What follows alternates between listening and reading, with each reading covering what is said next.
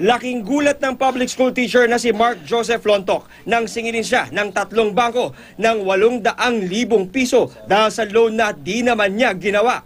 Yan ay matapos magamit ang kanyang ID sa 5 bangko para mag-apply ng salary loan bilang teacher. Ayon sa biktima, kinopya ng kawatan ang ipinost niyang larawan ng kanyang PRC ID sa Facebook matapos makapasa sa board exam para sa mga guro. Yung time na nakapasa ako sa LET, nag-post po kaagad ako. Tsaka yung pagpasok ko po sa public, pagbigay ng papel ko, pinost ko rin po sa FB. Sa sobrang tuwa ko po, wala naman akong ginagawang masama. Ang payroll account ni Lontok, kinakaltasan na raw ng mahigit 9,000 pesos kada buwan para sa loan na di naman niya ginawa.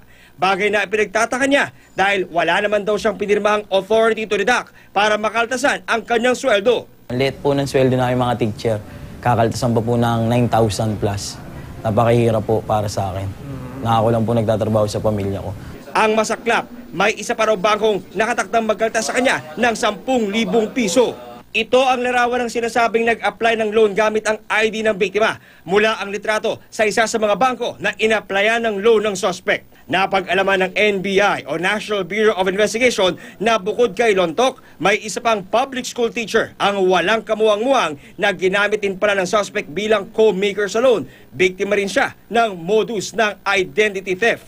Kaya paalala ng NBI, usong-uso nga yung mahilig tayo mag-post ng mga impormasyon tungkol sa atin, yung mga litrato natin, mga ID natin.